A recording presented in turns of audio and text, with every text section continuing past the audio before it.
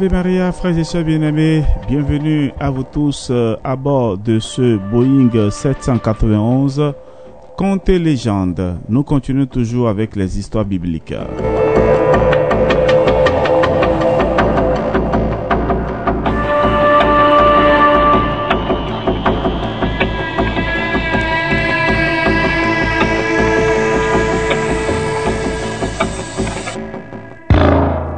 Aujourd'hui, nous allons découvrir le nouveau juge d'Israël, Gédéon.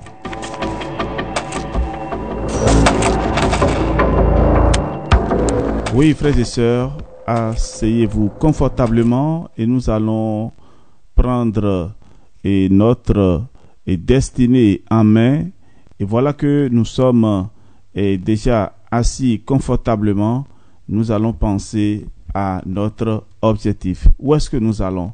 Nous allons découvrir tout de suite Gédéon. Oui, et ici, nous sommes dans le livre des Juges au chapitre 6. Les Israélites font à nouveau ce qui est mal aux yeux de Dieu et Dieu les livre pendant 7 ans aux mains de Madian. Pour échapper aux Madianites, les Israélites sont obligés de se cacher dans les crevasses des montagnes, les cavernes et les refuges. Chaque fois qu'Israël sème, les Madianites et les Amalécites les attaquent et emportent toute leur récolte et tout leur bétail. Il ne reste plus rien aux Israélites pour vivre, car ils arrivent nombreux comme des sauterelles et envahissent le pays pour le ravager.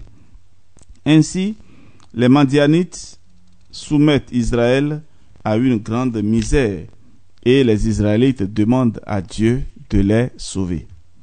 Alors l'ange de Dieu apparaît et s'assoit sous un arbre appelé le térébinthe d'Ophra, qui appartient à Joach de la famille d'Abiézer. Gédéon, son fils, bat le blé dans le pressoir pour ne pas être vu par les Madianites. Il dit à Gédéon: Dieu est avec toi, vaillant guerrier. Gédéon surpris lui répond aussitôt: Mais si Dieu est avec nous, pourquoi vivons-nous tant de malheurs? Où sont passés tous ces miracles que nous ont racontés nos pères? Dieu nous a abandonnés. Alors l'ange se tourne vers lui et lui dit: Va combattre les Madianites. C'est toi qui sauveras Israël de leurs mains. C'est Dieu qui t'envoie. Pardon, mon Seigneur, lui répond Gédéon. Est-ce bien de moi que tu parles? Avec quoi vais-je sauver Israël? Je te rappelle d'abord que ma famille est la plus pauvre de la tribu de Manassé et ensuite je suis le dernier des enfants de mon père. L'ange lui répond: Fais-moi confiance, Dieu sera avec toi et tu battras les Madianites. Gédéon lui dit: Si c'est vraiment moi que tu as choisi, montre-moi un signe qui prouve que c'est bien toi qui me parles. Ne t'éloigne pas d'ici, je te prie, jusqu'à ce que je revienne te présenter mon offrande. Et l'ange lui répond: Ok. Gédéon s'en va. Il prépare un chevreau et des pains sans levain, puis il lui apporte le tout sous le térébinthe. Alors l'ange de Dieu touche la viande et les pains sans levain avec le bâton qu'il tient à la main. Le feu jaillit du roc. Il dévore la viande et les pains sans levain, et l'ange de Dieu disparaît à ses yeux. Ainsi, Gédéon réalise que c'est l'ange de Dieu. Alors il lui dit: Mon Seigneur, mon Dieu, je m'excuse de t'avoir vu face à face. L'ange lui répond: Que la paix soit avec toi. Ne crains rien, tu ne mourras pas. À cet endroit, Gédéon, le nouveau juge d'Israël, élève un autel pour adorer Dieu et il le nomme Dieu paix. Oui, frères et sœurs, Gédéon n'est qu'un jeune homme. Il ne se considère pas comme un champion et personne dans sa famille ne le considère. C'est pourtant lui que le Seigneur choisit pour sauver tout Israël. Alors, comment peux-tu réveiller le champignon qui dort en toi? Comment peux-tu réveiller le champignon qui dort en toi? Et je voudrais vous inviter à la fin de cette édition de foi et de contes et légendes. Je vais vous proposer un chant que vous allez écouter attentivement. Alors pour l'instant, répondez dans les commentaires, comment peux-tu réveiller le champignon qui dort en toi? Parfois tu penses que tu n'es capable de rien, tu es le dernier de la famille, que tu es ceci, tu es ça, tu es sans instruction. Voilà que Dieu te confie une mission. Alors lève-toi et accomplis la mission. Et voilà ce qui va se passer avec les prophètes de Baal. Gédéon va les défier.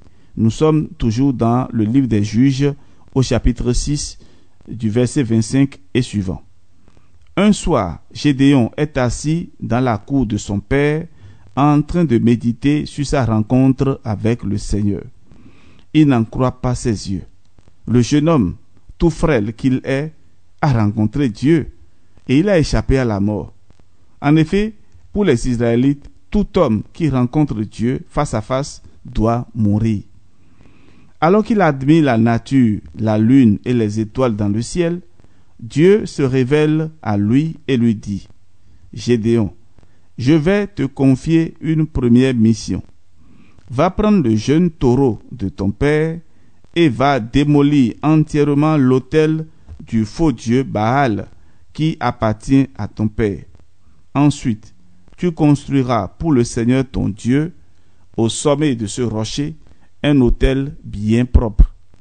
Tu prendras alors le taureau et tu l'offriras en sacrifice avec le bois de l'idole que tu auras abattu.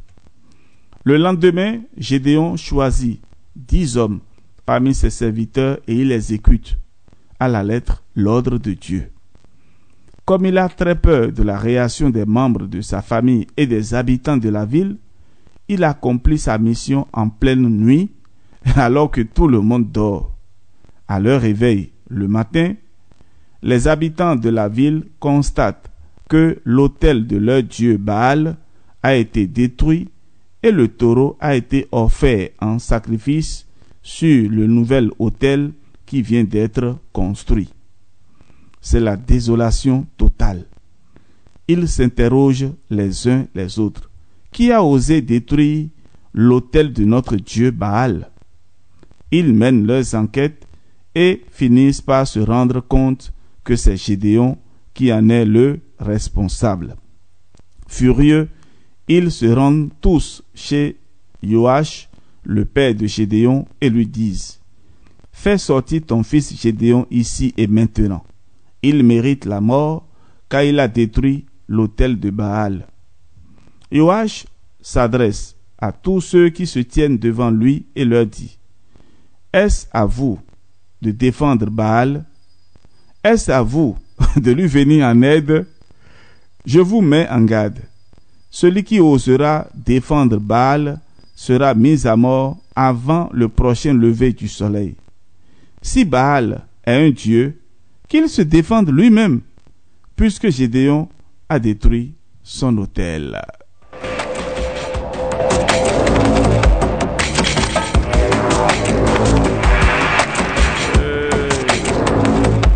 Voilà, frères et sœurs, les idoles que nous avons dans nos familles. Il y en a même dans certaines contrées. Vous ne pouvez même pas sortir le soir à 19h. Et on vous dit que si tu sors, et voilà, tu vas rencontrer ceci, les dieux vont se fâcher. Et il y a même une histoire que je vais vous raconter là. Cela s'est passé dans un pays de l'Afrique centrale. Je ne vais pas donner le nom, et parce que je ne vais pas me faire lyncher par mes amis de ce pays-là. Et il y a un arbre familial. Et sous cet arbre, tout le monde venait toujours faire des sacrifices. Et de partout, même ceux qui sont au Canada, aux États-Unis, quand ils voient un peu la situation se mélanger ou bien se compliquer, ils viennent pour offrir des sacrifices aux dieux qui habiteraient cet arbre-là. Alors un jour, une femme de la concession a laissé le feu dans le foyer. Elle était en train de préparer et un peu de distraction, elle est partie dans la chambre. Et donc, un vent a soufflé et le feu est parti d'un coup et a brûlé l'arbre. L'arbre a été totalement brûlé. Ce que je vous dis là, l'arbre a été totalement brûlé devant les yeux impuissants de tous ceux qui étaient là. Maintenant, ils se sont rassemblés, les chefs dignitaires, les princes se sont retrouvés, ils ont dit, que tous les fils de la concession vont cotiser pour pouvoir réparer ce qui a été fait, que l'arbre et la résidence des dieux a été brûlée. Et donc, quelqu'un m'a appelé et il me demandait, l'un de mes fils spirituels, il me demandait, est-ce qu'il faut contribuer à cette affaire-là? J'ai dit, écoute, pourquoi les dieux là étaient restés là au moment où le feu a déclenché, au moment où le feu est entré dans l'arbre là? Pourquoi les dieux là, si puissants, qui exaucent les prières, qui mangent les sacrifices, pourquoi les dieux là n'ont pas éteint le feu? Et maintenant c'est vous qui voulez réparer. Il arrive fatigué. J'ai dit, écoute mon fils, va faire autre chose, laisse les gens là. Et l'arbre est brûlé, et il n'y a pas eu de traces, et tout le monde est en paix aujourd'hui. Mes amis, frères et sœurs, il faut un Gédéon dans chaque famille pour brûler ces arbres dits fétiches où on va faire de n'importe quoi. Voilà. J'invite chacun de vous à réfléchir. Alors ce jour-là, Gédéon reçoit un nouveau nom, Yerub-Baal, ce qui signifie que Baal s'en prenne à lui puisqu'il a détruit son autel. Alors voilà, à retenir, chers frères et sœurs, nous sommes à la fin de notre édition. Gédéon accomplit sa première mission avec succès. La foule venue l'attaquer retourne toute honteuse grâce aux paroles de sagesse que Dieu a inspirées à Joach. Ils réalisent tous que Baal est un faux Dieu, car il est incapable de se défendre. Alors, à répondre, quels sont les faux dieux que tu connais? Y a-t-il des gens de ton entourage qui les adorent? Point d'interrogation. J'attends vos réponses dans les commentaires. Frères et sœurs, ainsi s'achève Contes légendes de ce jour. Merci à vous tous de votre fidélité. Que Dieu notre Père vous bénisse et vous protège. Au nom du Père et du Fils et du Saint-Esprit. Amen. On se retrouvera demain et nous allons continuer notre parcours biblique. Ave Maria et soyez bénis. Que Dieu notre Père suscite dans vos familles des Gédéons pour le relèvement et la guérison de nos familles.